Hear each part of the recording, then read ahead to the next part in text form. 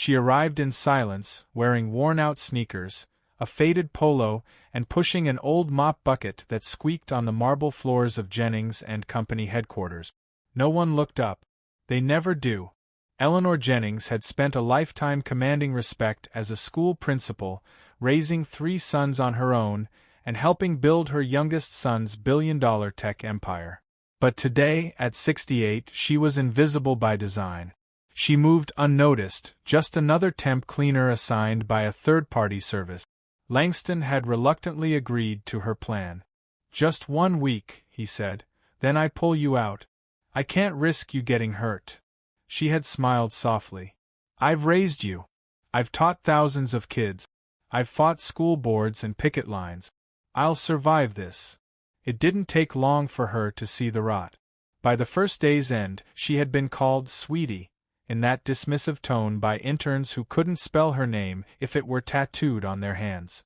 One manager spilled coffee in the break room, looked her dead in the eye and said, "You know what to do." Another laughed when she asked where the janitor's closet was, saying, "You're lucky you can work here at your age." She noted everything. She remembered faces, log time stamp. She said nothing. Each night, she called Langston. "Not yet," she'd say. "I need to see more." The second day was worse. She mopped around a marketing meeting. Through the glass wall, she watched them discuss brand authenticity and inclusion strategy, while laughing about how the new hires were a little too diverse, if you know what I mean. Someone motioned to her. "Look, we got representation covered. We even got a grandma on janitorial staff." They laughed. Eleanor didn't blink. She just turned and cleaned the corner they never noticed. She met Grace, the black intern who always said good morning. Grace whispered, "Be careful. This place is cold. Don't trust HR." Eleanor saw the nervousness in her eyes. She saw herself, decades ago, trying to survive systems that weren't built for people who looked like her. On the third day, a project manager loudly scolded her for mopping a hallway during his call. "Go clean somewhere else," he barked. "We're trying to do actual work here." A passing employee dropped paper on the floor and kept walking. A group of junior associates chuckled as she bent down slowly to pick it up. One whispered, "She probably doesn't even speak English." Eleanor had a PhD. But she didn't flinch. She logged every insult, every smirk, every dismissal. By the 4th day, she noticed the pattern. The few employees of color rarely spoke unless spoken to. They stuck together in elevators, avoided communal areas, and rarely smiled. She overheard someone say, "She's too old to be working." "That's sad." Another replied, "That's what happens when you don't invest young." Probably her fault. A young Latina receptionist tried to offer her a water bottle discreetly. "They're mean here," she whispered. "I see it every day. You deserve better." Eleanor nodded. "So do you." That night, she sat on the edge of her hotel bed, staring at her notebook. Names. Quote, "Behavior patterns." She remembered being the only black woman in meetings full of men decades ago. Nothing had changed. The polish, the tech, the branding, none of it hid the sickness underneath. Langston called. "How's it going, Mom?" She paused. "You have good people, baby. But they don't rise in this place. And the bad ones? They thrive." Langston went quiet. "I didn't know it was that bad." "You didn't want to know," she replied gently. On the 5th day, Eleanor entered the executive floor to clean an unused office suite. She overheard 2 directors talking in the break room. "HR's interviewing that black intern again. What's her name, Grace? Honestly, it's not a culture fit. She's too sensitive. Always bringing up tone and respect." "She acts like she's owed something," the other replied. "She should be grateful she got in here. They say she filed a complaint. It's gonna blow over. HR always protects us." Eleanor froze. Grace had been right. That afternoon, Eleanor found Grace crying quietly in a stairwell. No one came to check on her. "They said I was making people uncomfortable," she sobbed. "That I wasn't a team player. I asked them not to call me aggressive when I disagreed with a design mock-up. I just spoke up. Eleanor gently placed her hand on the young woman's shoulder. Don't give them the power to tell you who you are. Grace looked up. How do you stay so calm? I've been through worse, she said. But this? This is enough. The final straw came at 7:43 p.m. after hours. Eleanor stayed late to clean the CEO's office, though she'd made sure not to be recognized on surveillance. A group of employees were drinking on the floor below, laughing about the help. One dared the others to prank the old lady who cleaned their section. Minutes later, someone locked her in the janitor's closet. For over an hour she sat in silence. No light, no apology, no respect. When the security guard finally found her, they apologized awkwardly, but never asked her name. She walked out that night, straight to a car waiting outside. Langston was in the back seat, tense, eyes wide. What happened? She sat next to him, placed her notebook on his lap. Your people failed the test. I'll fire them. She shook her head. No. You'll stay silent. He frowned. What? She looked him in the eye. I'm not just firing them. I'm suing them. Personally. And your company. Not because I'm angry, but because this can't happen again. Not to anyone. Langston stared at her. I trusted you to build something better, she said. Now I'll make sure it becomes what it was supposed to be. She looked out the window as the car pulled away. The city skyline glittered, cold and unaware. But something had shifted. Eleanor Jennings had entered quietly. She would leave with the law behind her. And this time they would see her. It started like any other day. Eleanor arrived early, pushing her mop cart through the automatic glass doors. But something in the air felt different, tighter. She kept her head down, moving efficiently, silently, just like every day before. She passed by Grace, the intern, who barely nodded. Her eyes were red. Something had happened.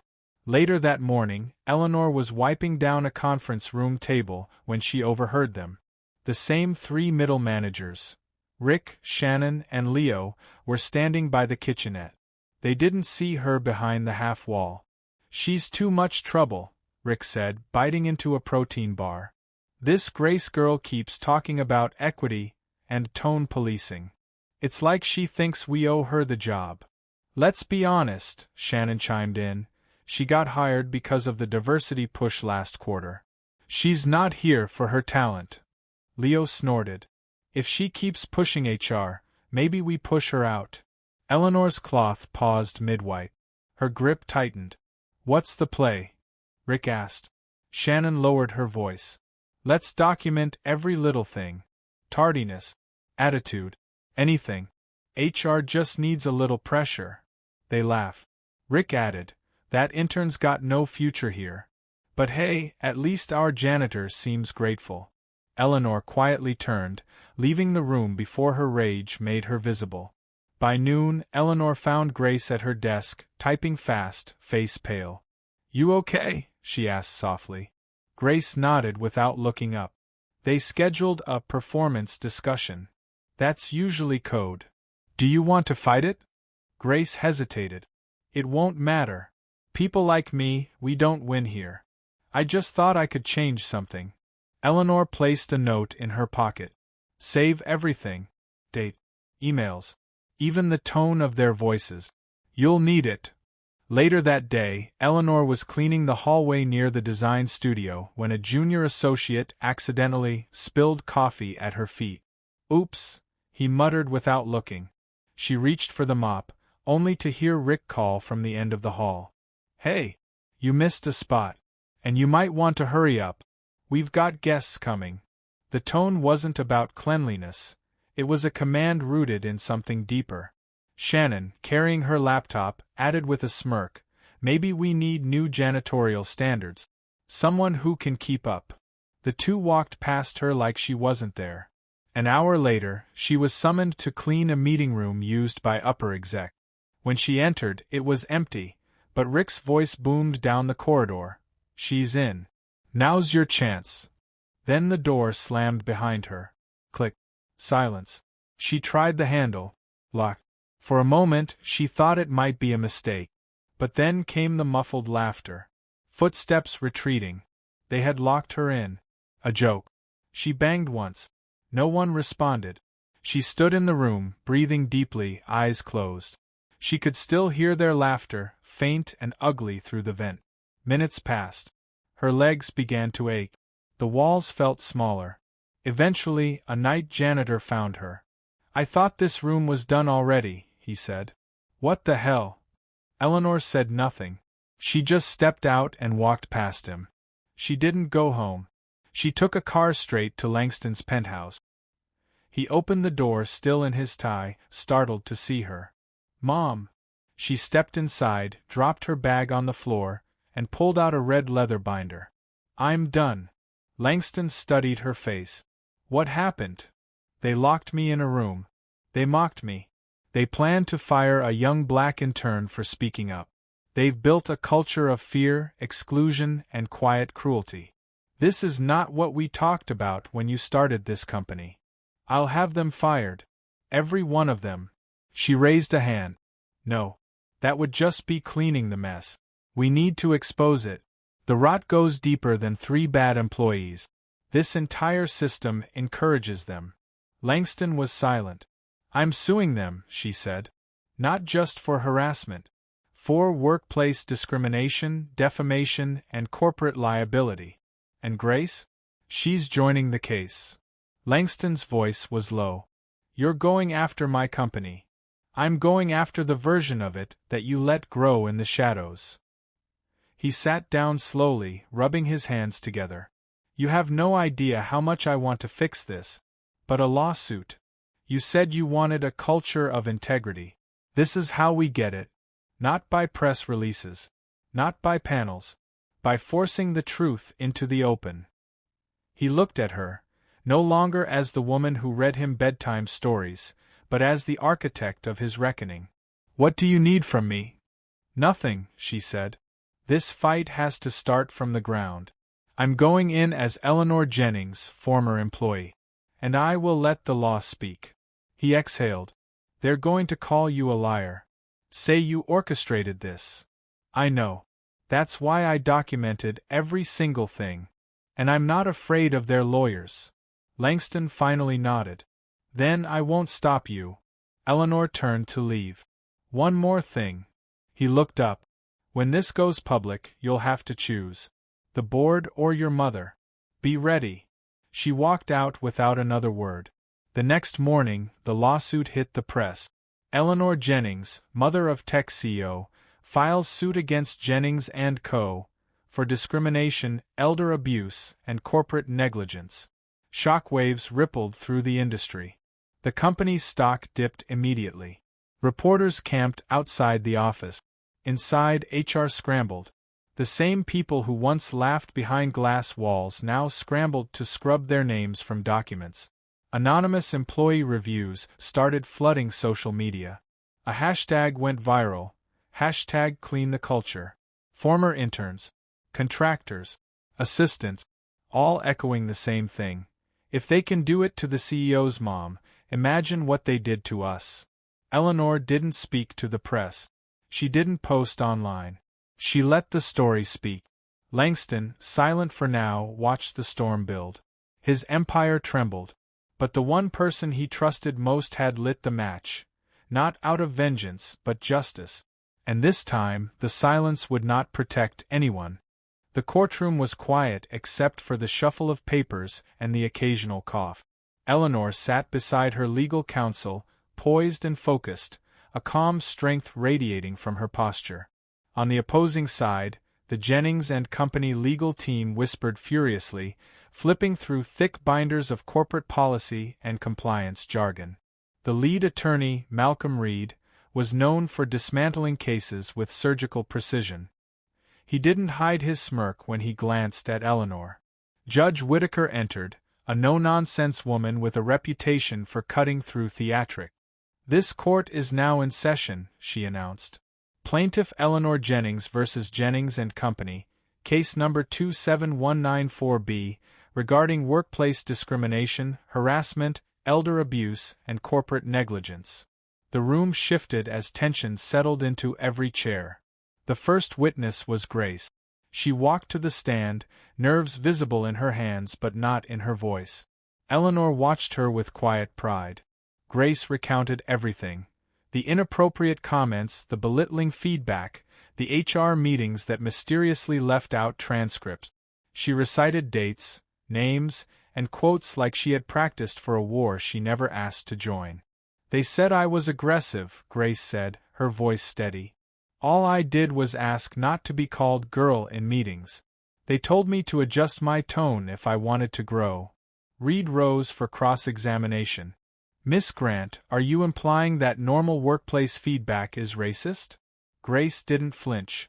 "I'm saying that when feedback is only directed at people who look like me, and for things white employees do without consequence, it's not feedback. It's control." Murmurs spread through the gallery. Reed shifted tactics. "Did you ever see Mrs. Jennings, at the time, a cleaner, being mistreated?" "Yes. Routinely. Dismissed. Mocked. She was locked in a room for over an hour." Reed raised an eyebrow. "Do you have evidence of that?" Grace nodded. "Yes. I saved the security camera footage when I realized what was happening. It's been submitted to the court." Reed's face twitched. He hadn't expected that. Next came the former janitor, Miguel Alvarez, a quiet man who had worked nights for 6 years. He spoke of how complaints from cleaning staff were routinely ignored, how certain employees demanded specific races not be assigned to their floors. "They said I smelled like the food I brought from home," Miguel said.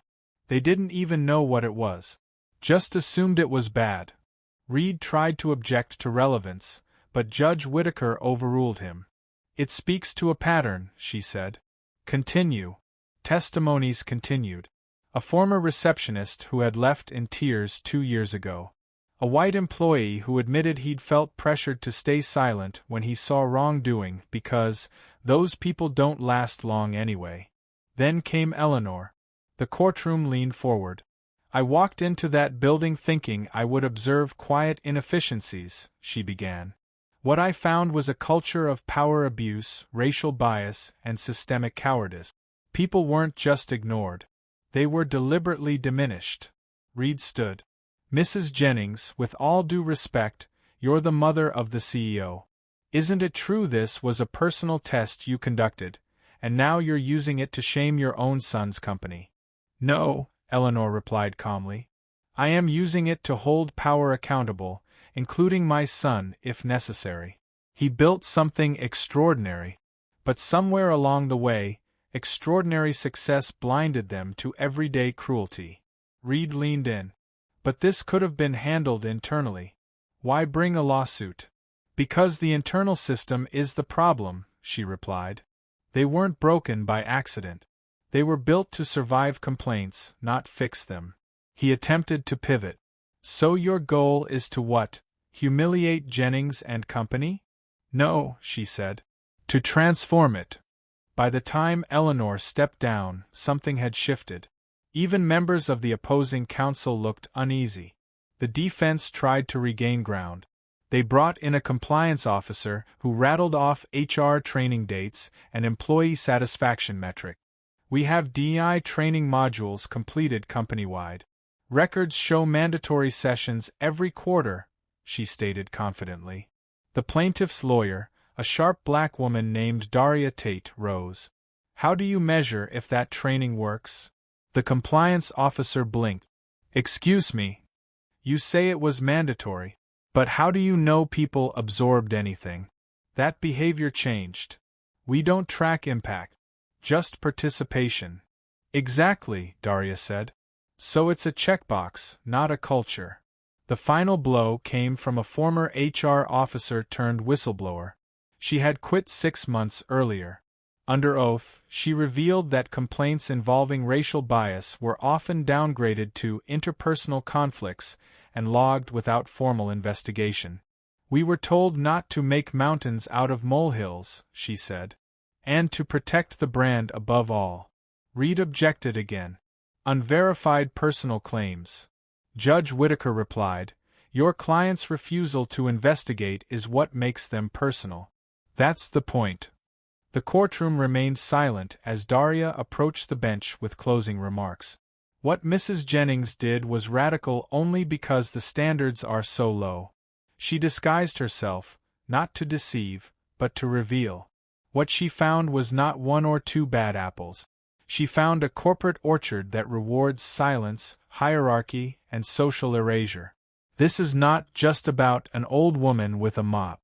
It's about every employee who goes to work with hope and leaves with shame. If someone of her wisdom and legacy is treated like disposable labor, then imagine what happens to the voiceless. Jennings and Company didn't fail because of inaction. They failed because they built a system where cruelty could thrive quietly in the name of profit and order. This lawsuit isn't revenge. It's repair. She turned to the judge. And repair starts with truth. The court recessed. Outside, cameras flashed. Reporters shouted questions. Grace walked out with Eleanor, heads held high. Langston remained inside, frozen at the edge of the gallery. The verdict would take days. But the transformation had already begun. 3 days later, the verdict came in. Judge Whitaker's ruling was clear, unwavering, and devastating in its implications. Jennings and Company was found liable on all counts: workplace discrimination, elder harassment, negligent corporate oversight, and fostering a hostile work environment. The damages awarded were substantial, both compensatory and punitive, and a full federal investigation into the company's HR practices was ordered immediately. The courtroom murmured with shock, then silence. It wasn't just a legal defeat. It was a cultural reckoning. News of the ruling exploded across the media. Headlines screamed, "Corporate giant brought down by CEO's mother in undercover discrimination lawsuit. Justice for the janitor. How one woman exposed systemic rot in a billion-dollar company." The public reaction split in two directions. Some praised Eleanor as a modern-day whistleblower, a hero who'd risked everything to force accountability. Others questioned her methods, accusing her of betraying her son and damaging the company's image for personal pride. But the one thing no one could deny was that she'd changed the conversation. Langston Jennings called a press conference within 48 hours of the ruling. He stood before a wall of flashing cameras, visibly aged, voice solemn but firm. "I built Jennings and Company on the idea that innovation could change the world," he began. "But in chasing disruption, we ignored the humanity of those who kept our machine running. We allowed a culture to fester, one that rewarded arrogance and silenced those who dared to speak up. Today, my mother reminded me, and all of us, that leadership without accountability is just vanity." He paused. "She didn't take me down. She held up a mirror." Then he stepped aside and let Grace take the podium. She didn't speak long, just long enough to make it count. To every intern overlooked, to every janitor mocked, to every woman told to watch her tone, this verdict isn't just about a company. It's about reclaiming dignity. We aren't asking for charity. We're demanding change. The room burst into applause. Not everyone clapped, but enough did to mark the shift. Within a week, a coalition of civil rights organizations filed a petition demanding the Department of Labor launch a wider audit of hiring and disciplinary patterns across the tech sector. The Equal Employment Opportunity Commission announced a review of corporate compliance protocols for mid-sized and large firms. Several Fortune 500 companies issued rushed statements reaffirming their commitment to inclusion. Most of them sounded identical. It was clear. Jennings and Company had become a warning shot. Internally, the company began a deep restructure.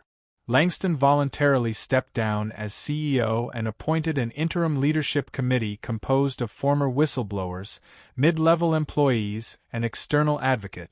They were tasked with creating a cultural audit framework that other companies could adopt. It was the first time in Jennings and Company's history that a committee not composed entirely of executives had that level of power. Eleanor declined any role in it. She turned down interviews, book deals, and speaking engagements. When a reporter finally reached her for comment, she said only, "I didn't do it for headlines. I did it for the people who scrub floors and get forgotten." But the story didn't end with her silence. Across the country, a growing number of low-wage employees began organizing under a new banner: Dignity First. It wasn't a union, it was a movement. Cleaners, cafeteria workers, security guards, administrative assistants, all sharing stories of microaggressions, exploitative practices, and institutional neglect. What began with one lawsuit became a conversation that infiltrated corporate town halls and investor meetings. In response, several companies launched anonymous employee equity hotlines. A few even started offering equity reviews, not just of pay but of power: who gets promoted, who gets listened to, who gets protected. The term Equity Leadership Index entered the business lexicon. At least 5 HR firms scrambled to rebrand as compliance reform specialists. Change, slow and often cosmetic, had nonetheless begun. Back at Jennings & Company, a new floor was added, not physically but philosophically: the Advocacy Division. It reviewed all major decisions for potential bias and cultural impact. Every executive was required to participate in rotating mentorships with entry-level staff for a year. One of the first assignments was to shadow the janitorial crew for 2 weeks. No privileges, no exceptions. Eleanor didn't return to the building, but her name remained on everyone's tongue. Grace was promoted, not just because of what she'd endured, but because of what she'd done afterward. She built a mentorship program with other former interns and launched a red flag registry, a private log of managers reported for repeated bias incidents. It had no legal weight, but within months it changed internal behavior. Managers knew their reputations would precede them. Even Miguel, the quiet janitor who'd testified, found new purpose. He was offered a new role as Workplace Dignity Liaison, tasked with bridging the gap between departments often siloed by status. For the first time, his ideas shaped company policy. Meanwhile, Langston kept a low profile. He issued a formal apology to every employee impacted during his tenure and voluntarily testified before the Congressional Subcommittee on Corporate Ethics. His confession was unflinching. "My biggest failure wasn't what I did. It was what I tolerated." Eleanor watched the hearing from her modest apartment. She didn't cry, didn't smile. She simply nodded once, then turned the TV off. Her phone rang later that night. It was Grace. "They're asking if you'll come to the Mentorship Summit next quarter," she said. "It's named after you." Eleanor chuckled softly. "I think I've said enough." "Maybe. But they haven't heard you in person." There was a long pause. Eleanor replied, "Tell them I'll consider it. But only if they remember I'm not there to inspire. I'm there to remind them, mops don't just clean floors. They reveal what people try to hide." The next morning, a mural appeared at Jennings & Company's headquarters. An older black woman in janitor's clothes holding a golden mop, eyes steady, gaze lifted. Below, the words, "Dignity doesn't beg. It demands." It didn't fix everything. Racism didn't disappear. Corporate greed didn't die. But somewhere between the courtroom verdict and that mural, a line had been drawn. Not just between right and wrong, but between old systems and a new kind of leadership. And Eleanor had drawn it with steady hands and unforgiving truth. A year passed, and the dust had mostly settled, but the ripple effects continued to expand. Jennings & Company had survived, but not untouched. Its valuation dipped initially, shaken by investor panic and public scrutiny, but began to rebound after a series of deep, authentic reforms.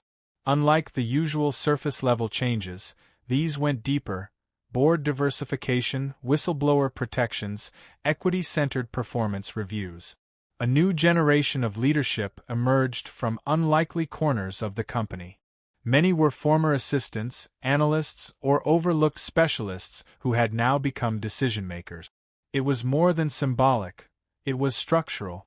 One of them was Mariah Baines, a former administrative coordinator who'd quietly pushed for inclusion policies before being brushed off. Now, she headed the Office of Equity Integration, a department that reported directly to the board. Her mandate was clear, not just to prevent harm but to engineer equity into the company's DNA. She didn't operate alone. Eleanor had planted seeds, but others now tended the soil. Outside of Jennings and Company, the case became a standard reference in corporate ethics courses across major universities. Law students studied Jennings versus Jennings and Company to understand how internal negligence could evolve into public reckoning. In HR certification programs, the phrase Eleanor Protocol became shorthand for early warning signals, how to detect suppressed complaints, weaponized feedback loops, or invisible hierarchies before they metastasized. Legally, the case created a new category of precedent. Elder harassment in corporate environments, previously treated as marginal, now had weight. Several states began introducing policies protecting older employees, particularly those in invisible labor roles. Eleanor never stepped into politics, but her impact had passed through it like lightning through a weather vane, unexpected, undeniable, and catalytic. Among those changed was Langston. No longer the symbol of unchecked power, he became a quiet voice in corporate ethics, not as a speaker but as a listener. He spent the year meeting former employees, not for PR but for penance. He paid settlements out of his personal fortune to workers who had experienced similar mistreatment but were too afraid to come forward. Not all forgave him, but many appreciated the effort. Grace, once his staunchest critic, acknowledged it publicly. Accountability without ego is rare. My former boss learned it the hard way. But he learned it. Eleanor had kept to herself during that time. She traveled a bit, mostly to historically black colleges and community centers. She never announced visits. She didn't sell books. She just showed up.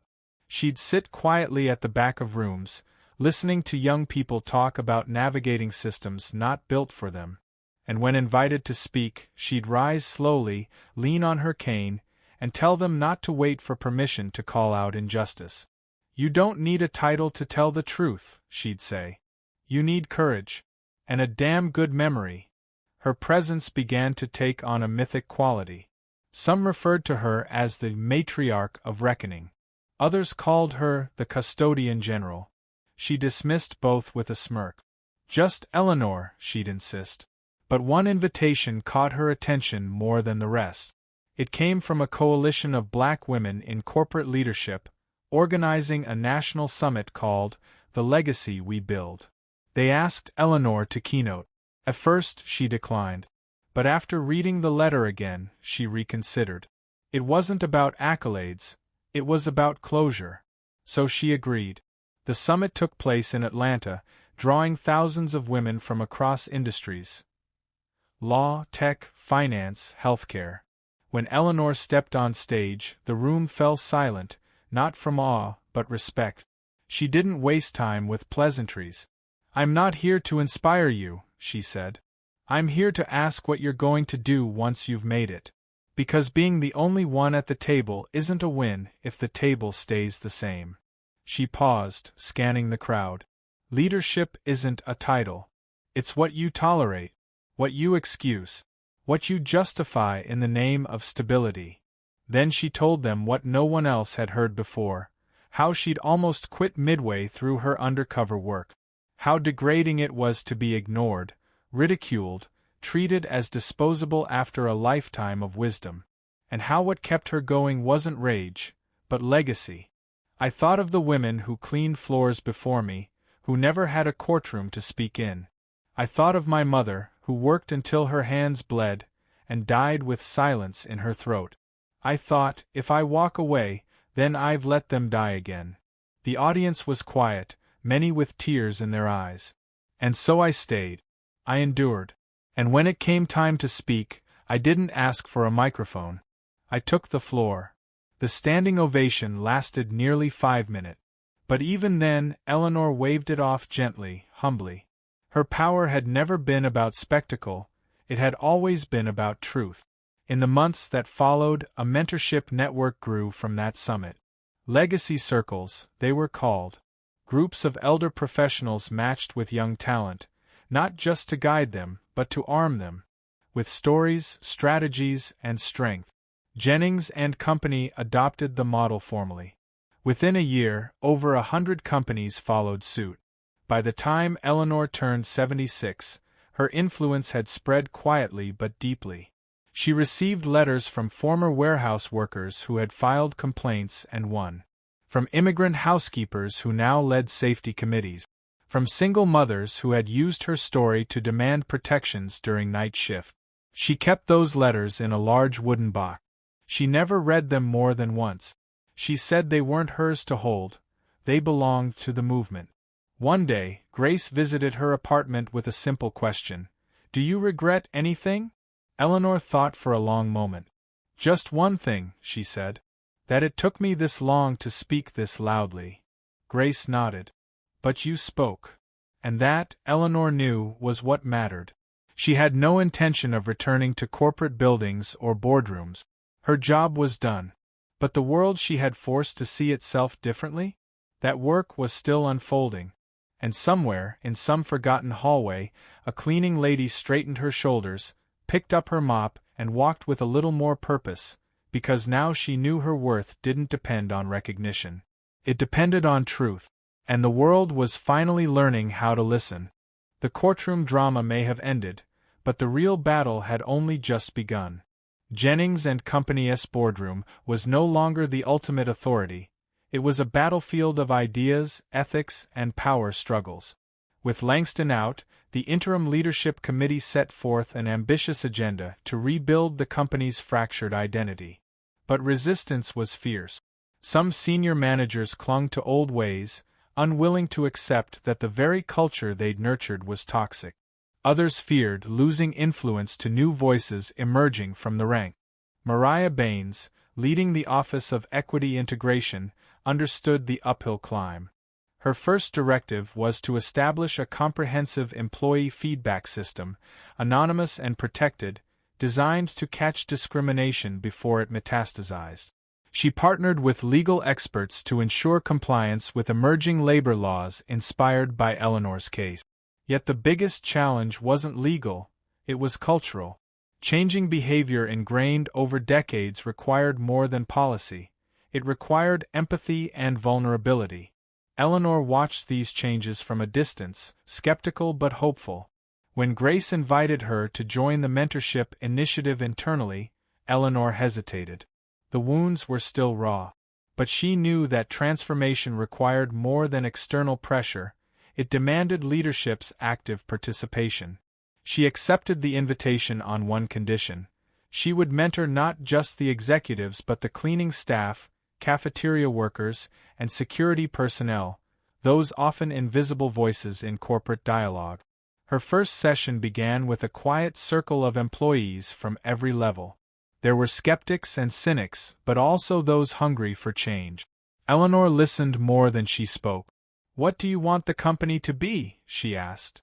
A young janitor named Carlos spoke first. "A place where we're not just tolerated but respected." A security guard added, "Where I don't have to hide who I am to feel safe." Mariah nodded. "That's exactly the culture we want. But it won't happen overnight. It needs your courage." The sessions became a safe space to share stories, small humiliations, overlooked ideas, blatant discrimination. It was painful but necessary. Leadership could no longer pretend ignorance was bliss. Eleanor's presence forced accountability. She challenged managers to confront their biases openly and to implement real changes. One breakthrough came when a mid-level manager confessed to unconscious favoritism during hiring. Rather than punish, the committee designed a remediation plan involving bias training and close mentorship. The message was clear. Accountability was about growth, not just punishment. The Advocacy Division spearheaded workshops on intersectionality, emphasizing how race, gender, age, and class intersect to shape workplace experiences. Employees who had once felt isolated found common ground. This growing solidarity energized the company's spirit, fostering a new identity grounded in inclusivity and respect. Yet, outside the company, the larger debate raged on. Critics accused Jennings and company of virtue signaling, arguing reforms were superficial and motivated by public pressure. Some investors pushed back, worried that prioritizing culture over profit would undermine competitiveness. Eleanor dismissed these criticisms with blunt clarity. "Profit without people is a house built on sand," she said in an interview. "You can't build a legacy on broken backs and silenced voices." The case had already inspired multiple class action lawsuits against other corporations with histories of discrimination and harassment. A movement was swelling, with workers refusing to accept exploitation quietly. It was the beginning of a broader reckoning in corporate America. Within Jennings and Company, monthly town halls became forums for direct dialogue. No topic was off limits: wage disparities, promotion biases, workplace harassment. The culture of silence was shattered. Some employees still felt hesitant to speak out, but seeing their leaders vulnerable encouraged them. One afternoon, Eleanor received an unexpected visit from Miguel, the janitor who had testified during the lawsuit. He looked different, more confident, energized. "I want to thank you," he said simply. "You made me believe I mattered." Eleanor smiled, the weight of years momentarily lifting. "You mattered all along." His promotion to workplace dignity liaison was no longer symbolic. Miguel had become a trusted voice in leadership meetings, a bridge between frontline workers and executive. His insight shaped policies around shift scheduling, safety protocols, and employee recognition. Grace, too, flourished. She championed the red flag registry internally, encouraging employees to report misconduct without fear of retaliation. The registry revealed patterns of abuse that had been invisible for years, forcing swift action.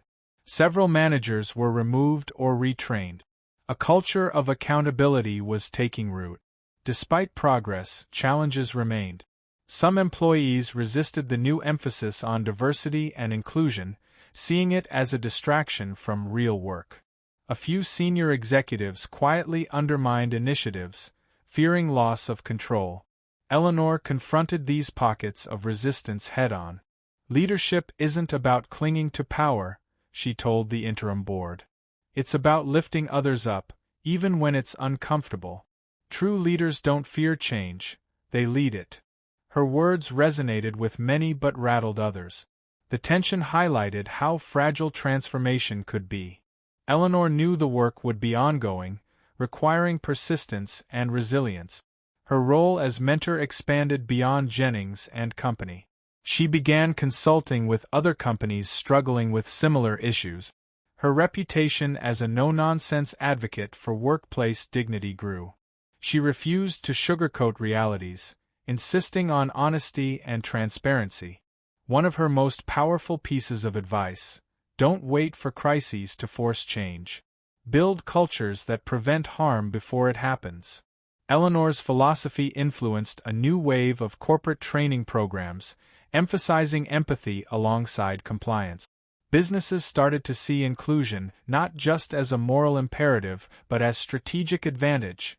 Engaged employees were productive employees. Through it all, Eleanor remained grounded. She knew her undercover mission had only exposed the tip of a vast iceberg of systemic issues. But she also saw tangible shifts: the faces of leadership changing, policies evolving, voices rising. At a conference on corporate ethics, a young woman approached her afterward. "Your story gave me strength," she said. "I'm starting a nonprofit to help domestic workers organize for better conditions." Eleanor clasped her hands. "Keep pushing. Every voice counts." Back at Jennings and Company, a new corporate slogan emerged: leadership through accountability. It wasn't a marketing catchphrase but a commitment etched into daily practice. Eleanor received an invitation to join the company's Ethics Oversight Committee as a non-voting advisor. She declined politely. Her work wasn't in committees or boardrooms anymore, It was in communities, in stories, in lives changed. Instead, she focused on mentoring the next generation of leaders who understood that power without empathy was hollow. She reminded them constantly, true leadership embraces discomfort, owns mistakes, and relentlessly pursues justice. The legacy she built wasn't in headlines or lawsuits but in the quiet transformations. Minds opened, hearts changed, systems reformed.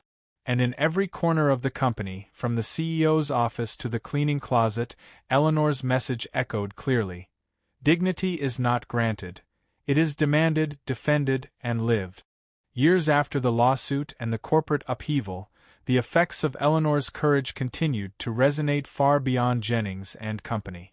The company had transformed, but more importantly, the entire industry landscape had shifted. Corporate boards across the nation were no longer insulated fortresses. They faced intense pressure to prioritize diversity, inclusion, and genuine accountability. The quiet revolution Eleanor had sparked became an enduring movement for workplace justice. Eleanor's own life had taken on a new rhythm. No longer undercover, she embraced a role that blended advocacy, mentorship, and storytelling. She toured universities, community centers, and professional conferences, not to boast of her victory, but to remind others that justice is a daily commitment, not a one-time event. Her speeches, always direct and unvarnished, challenged complacency and called for sustained courage. "What you do when no one is watching defines your character," she would say. "But what you do when everyone is watching defines your legacy."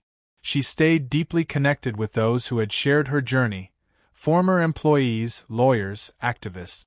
Together, they formed a loose coalition, pushing for systemic reform beyond individual companies.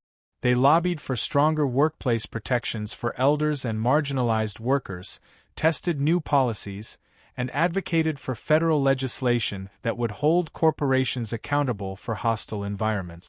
One of their landmark successes was the passage of the Elder Workplace Protection Act. This law recognized age-based harassment and discrimination as serious offenses with significant penalties. It mandated training programs specifically tailored to protect older employees and required companies to publish annual reports on workplace culture metrics. Jennings and Company became a model company in this new regulatory environment.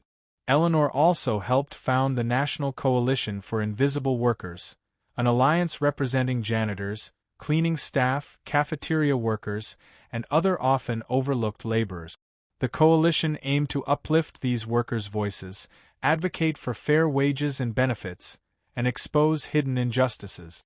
Eleanor insisted that true equality could not exist without addressing those whose labor was frequently invisible. Despite all the progress, Eleanor remained clear-eyed about the persistent challenges. Systemic change was slow and uneven. Resistance from entrenched interests continued. She reminded younger activists that setbacks were inevitable but not defeat. "Resilience is the marrow of justice," she told a group of young leaders at a summit. "We build our legacy one step at a time, even if the path is steep." Her own resilience was tested when a group of former employees, emboldened by the company's new transparency, came forward with fresh complaints about microaggressions and subtle exclusion. Unlike before, Jennings and Company addressed these with swift investigations, policy reviews, and restorative justice processes. Eleanor supported these efforts, emphasizing forgiveness but not forgetting accountability. Grace, who had by then become a senior executive, often consulted Eleanor on leadership challenges. Their bond, forged in the crucible of crisis, evolved into a partnership dedicated to continuous growth and transformation. One afternoon, Grace asked Eleanor what advice she would give to the next generation of corporate leaders. "Lead with empathy but demand excellence," Eleanor replied. "Remember that leadership is not about being served, but about serving those who depend on you. When you protect dignity, you build legacy." Legacy remained Eleanor's central theme. She wrote essays and memoirs, not for fame but as blueprints for future generations. She insisted stories of invisible labor, and overlooked dignity be preserved and shared. Because history without those voices was incomplete. In the communities Eleanor visited, she saw the tangible fruits of her work. Young women of color stepping into boardrooms, older workers advocating for themselves with newfound confidence, companies adopting equitable practices as standard rather than exception. Her influence extended into education.